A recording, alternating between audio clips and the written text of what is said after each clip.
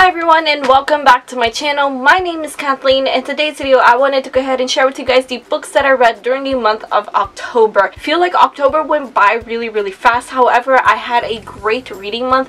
I ended up reading 6 books, and pretty much all of the books that I read I really enjoyed. I enjoyed some more than the others, but we'll get into that. So let's go ahead and get started. Alright, and so the first book that I read during the month of October was To All the Boys I Loved Before by Jenny Han. I was honestly never planning on reading this book, on reading the series, just because, I don't know, it didn't really interest me. But then the movie on Netflix came out and it got really hyped up. It was already a very popular series here on BookTube, but it got really hyped up after the movie came out, and I wanted to watch the movie just to see what it was all about, but I kind of wanted to read the book first just because it was based off of the book, and I like comparing the books to the movies, and I really enjoyed it. In case you guys don't know what this is about a girl named Laura Jean, and Laura Jean, she writes these letters to all of the crushes she's ever had, and she writes them as a way of saying goodbye to the crushes, as closure for herself, and she puts them in a box, and they're never meant to be sent out. However, one day all of her letters get sent out and things happen,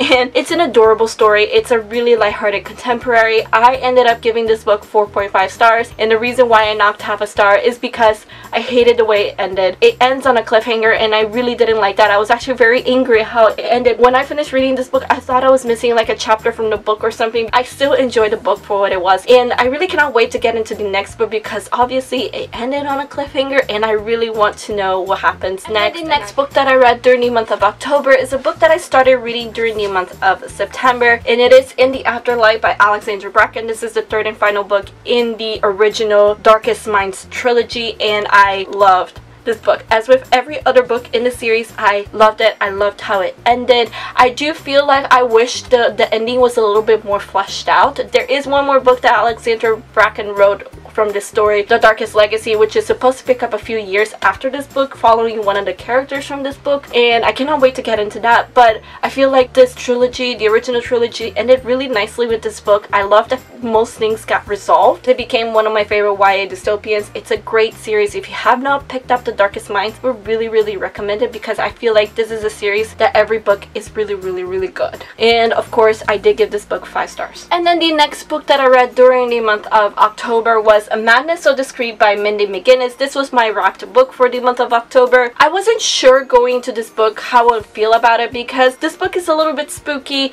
It's suspenseful. There's a killer and you're supposed to solve the mystery. So I wasn't sure what to expect going to this book, but I ended up actually really enjoying this book. So it is about this girl who is sent to an insane asylum by her parents because she's pregnant, and there she befriends the doctor, and the doctor helps her escape because she doesn't want to go back home because she has a very bad home life. So she becomes his assistant. This doctor, he works with the police to solve murders, and so she's his assistant. I ended up giving 3.5 stars, and the reason why is because I didn't really feel connected to the story. I didn't really care for the main character, but my biggest issue with this book is that there is this ethical thing that happens towards the end. I don't agree with how she handled this, and I understand her plight and I understand why she did it, but it doesn't make it okay. It doesn't make it right. If you have read this book, then you might understand what I'm talking about, but I'm trying to be very vague because it's a huge spoiler, and I don't agree with how she handled this. I think it's very wrong despite the circumstances surrounding what she did. This ethical dilemma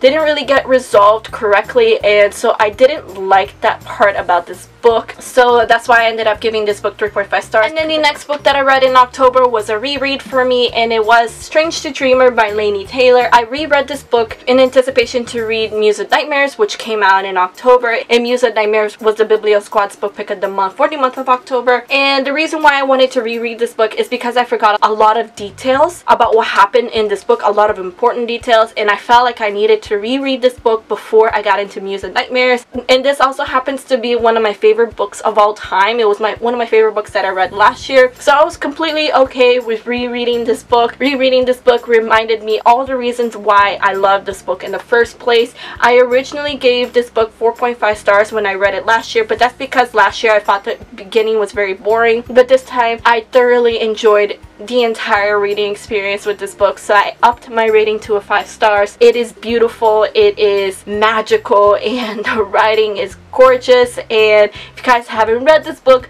I would so highly recommend it. It is a very popular book here on BookTube, and it deserves all the hype because it is that beautiful. Alright, and then the fifth book that I read during the month of October was The Lady's Guide to Petticoats and Piracy by Mackenzie Lee. This is the companion sequel to The Gentleman's Guide to Vice and Virtue, which came out last year. This book came out last month in October, and this was the Once Upon a Read-Alongs book pick of the month for the month of October. I loved The Gentleman's Guide to Vice and Virtue that I read last year. It was a fantastic book. I gave that book 5 stars, and I expected going into this book to also really love this book, and I did. However, I didn't love it as much as the first book, and I have to contribute that a lot to the character. So one of the reasons why I loved The Gentleman's Guide to Vice and Virtue so much was because of the main character of Monty. Monty was just such an awesome character. I really liked him. He was funny, and he's not afraid to be himself, which is something that I really appreciate,